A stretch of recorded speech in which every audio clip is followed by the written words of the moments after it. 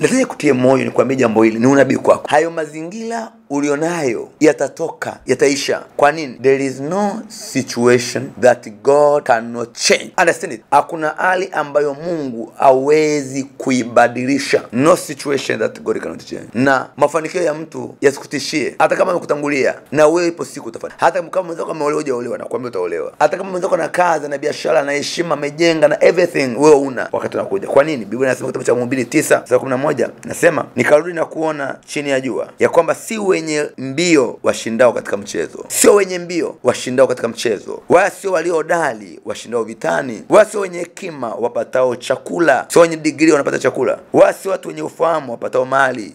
Sio kama watu wana degree na PhD na mali. Kuna watu wana mali lakini darasa 7, wengine form 4, they are rich. Kwa hiyo degree ya mtu isikusumbue, PhD ya mtu isikusumbue. Kama PhD ingekuwa ampa mtu maisha, basi rais angekuwa na PhD order, au viongozi wote wangekuwa na PhD order. Hapana, sio fahamu upatao mali, wala wenye ustadi wapatao upendeleo. Hapana, sio kwa sababu ni ustadi upatao upendeleo. Biblia inasema lakini wakati na bahati, but chance and time. Lakini wakati na bahati huwapata wote. Yani wakati na bahati huwapata wote. Yani wakati wako unakuja, kila mmoja atajenga nyumba, kila mmoja atakuwa na maisha, kila mtu ataolewa hapa. Mungu hajakuacha. Time and the chance. Elewa neno hili kwamba Mungu wakati wangu unakuja, wakati wa kufanikiwa kwangu unakuja, wakati wa ndoa yangu unakuja, wakati wa watu wangu unakuja, wakati wa huduma yangu kukua inakuja. Yani hata kama huduma yako inaanza jana, ni ngumu na struggle, wakati wa huduma yako kukua inakuja. Time and chance happen to them all. Bahati yako ipo, bahati yako inakuja, wakati wako unakuja.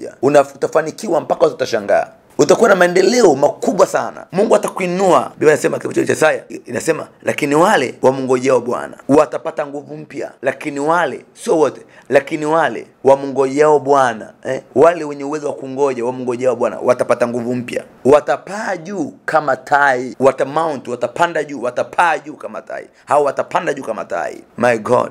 Kumbuka nishasema wakati fulani, ndege wote wanapaa. Kunguru anapaa, njiwa anapaa level hizi, mwewe anapaa level hizi. Lakini anasema wale wanaomngojea Bwana hawatapaa kama kunguru, hapana. Hawatapaa kama njiwa, hapana. Wala mwewe, hapana. Watapaa juu kama tai. Ukipata neema ya kumngoja Bwana, ipo siku utashangaa waliokutangulia unakuwa juu yao. Kumbuka Daudi alikuwa mtoto wa mwisho lakini akawa mfalme. Wale wamngojao Bwana watapata nguvu mpya.